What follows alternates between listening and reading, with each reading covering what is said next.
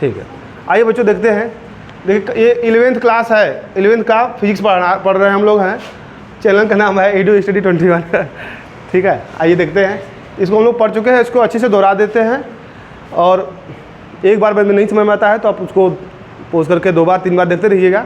आइए देखिए, ई स्केलर के गुणनफल, ई स्केलर गुणन होता क्या है? ई स्केलर गुणनफल होता क्या है?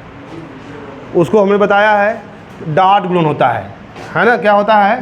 डॉट। और उसका क्या नाम होता है? बिंदु गुणन बोलते हैं, डॉट बोलते हैं, बिंदु बोलते हैं, है ना। और उसको स्केलर भी बोलते हैं। क्या बोलते हैं? स्केलर। उसका सिंबल क्या है बच्चों? बिंदु है। जब किसी दो वेक्टर का ए डॉट बी यही ऐसा कर दिया गया तो वो क्या हो गया?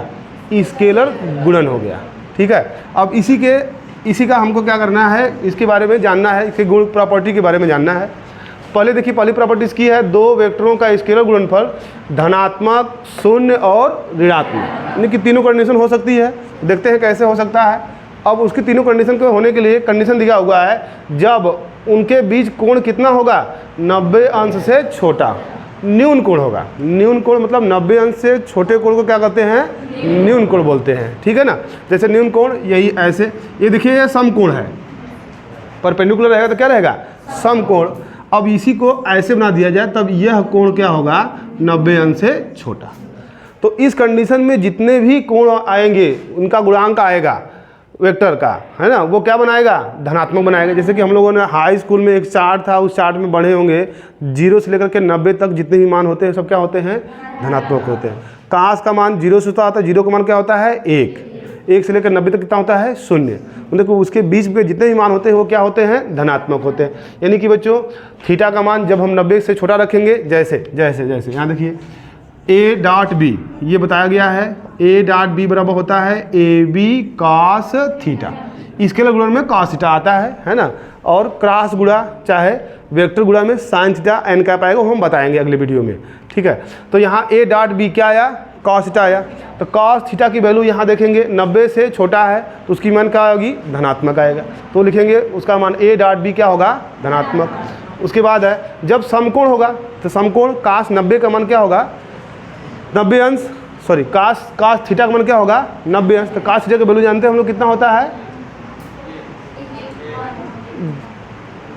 0 होता है।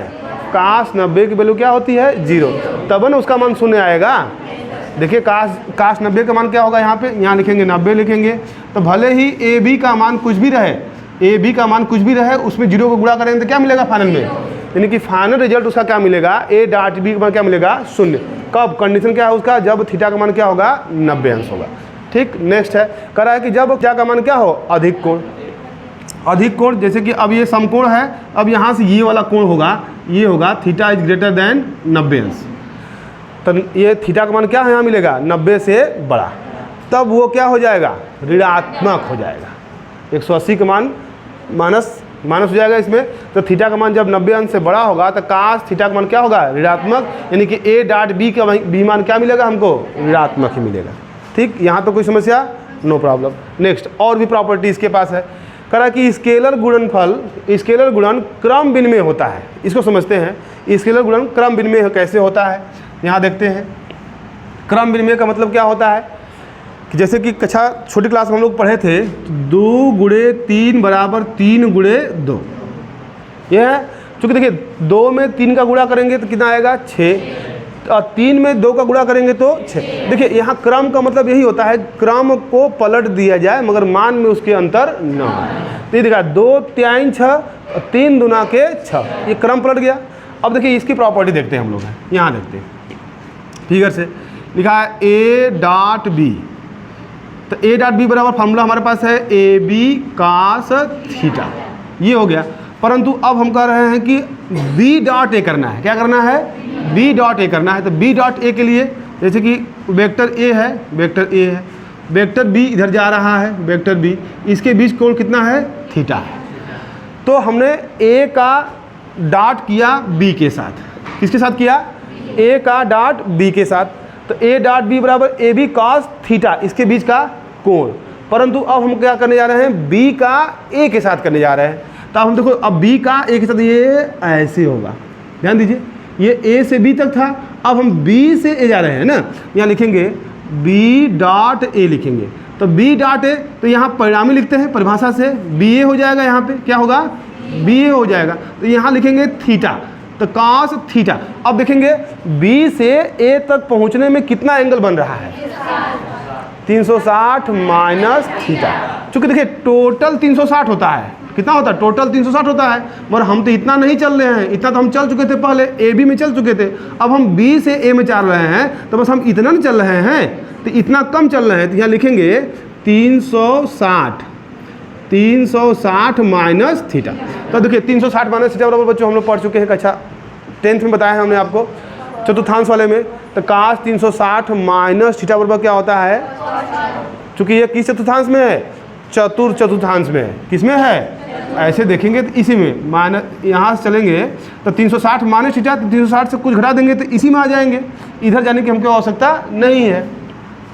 तो इसमें क्या होता है, कास और सेक का मान क्या होता है, पॉजिटिव होता है, कास और सेक का मान क्या होता है, पॉजिटिव। आप देख सकते हैं हमारी वीडियो बड़ी हुई है चुटकियों में 54 फार्मूला है ना, पड़ी हुई है, आप वहाँ देख लेंगे तो ये आपको पूरा कंफर्म हो जाएगा। वैसे हालांकि हमने क्लास ले रखा है इसका, तो कास और सेक की वैल्यू यहाँ क्या होती है, पॉजिटिव होती है। और किस पर काम कर रहे हैं हम लोग हैं, 360 पे। 360 पे क्या होता है, नो चेंज होता है। यहाँ मिलेगा हमको बी ए कास थीटा। तो देखेंगे अब यहाँ और यहाँ ये दोनों वैल्यू क्या है, आपस में बराबर है, यानी कि ए का डॉट बी के साथ किए तब भी वही मिल रहा है, और बी का डॉट ए के साथ कर रहे हैं तब भी वही मिल रहा है। तब देखिए नियम आ गया, ए डॉट बी बराबर बी डॉट ए। इसी को कहता है क्रम विनिमय नियम। तो क्रम विनिमय नियम कौन फॉलो कर रहा है, स्केलर गुणन कर रहा है। कौन कर रहा है, स्केलर गुणन कर रहा है। तो यही कहा गया है कि स्केलर गुणनफल क्रम विनिमय नियम, क्रम विनिमय होता है। ठीक है, ये हो गया।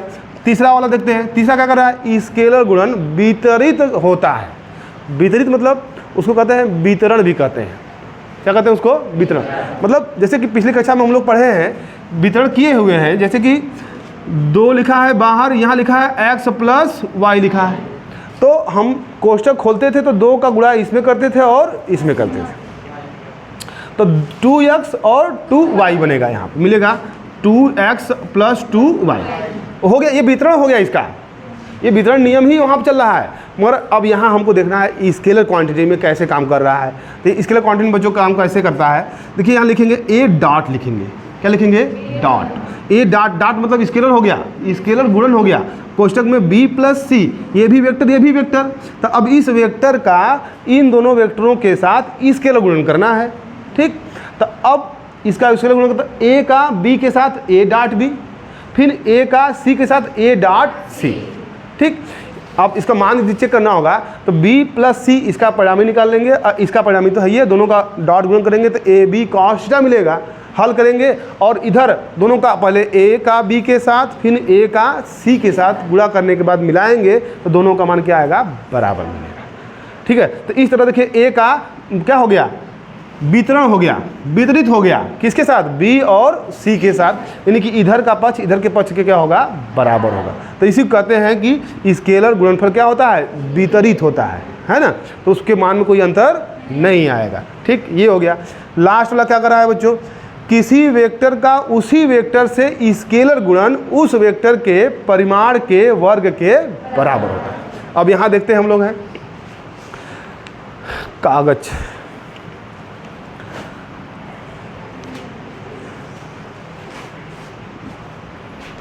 देखिए इसका हम लोग चेक करते हैं कैसे होता है, ये सब बता दिया गया।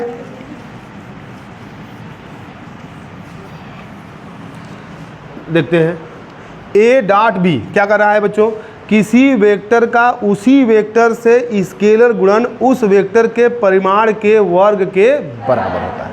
तो देखिए किसी वेक्टर का उसी वेक्टर से, किसी वेक्टर का उसी वेक्टर से, एक वेक्टर लेते हैं वेक्टर ए, ये वेक्टर ए हो गया, एक वेक्टर और लेंगे वह वेक्टर उसी वेक्टर के क्या होगा, बराबर होगा।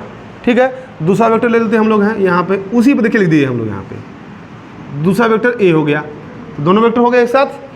अब इन्हीं का क्या करना है, स्केलर गुणन करना है।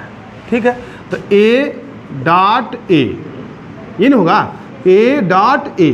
तो अब सूत्र हम लोगों का क्या है बच्चों, ए डॉट ए, अरे ए डॉट बी बराबर होता है ए बी कॉस थीटा।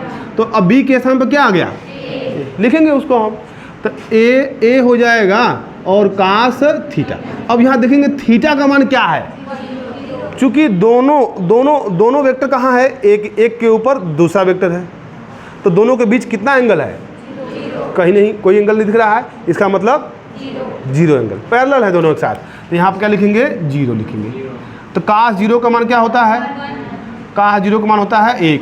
यहाँ हो जाए एक गुणा हो जाएगा तो ये हो जाएगा स्क्वायर गुणे 1, तो हो जाएगा ए स्क्वायर, यानी कि ए डॉट ए क्या मिला, ए स्क्वायर, यानी कि किसी वेक्टर का उसी वेक्टर से स्केलर गुणन उस वेक्टर के परिणाम के वर्ग के बराबर। किसी वेक्टर का स्केलर गुणन ए स्क्वायर, इसका मान क्या हो जाएगा 1, तो मिलेगा फाइनल में ए स्क्वायर। यही है प्रॉपर्टी, वेक्टर का स्केलर गुणन का क्या है, गुण है, प्रॉपर्टी। समझ में आ गया सबको, ठीक, बस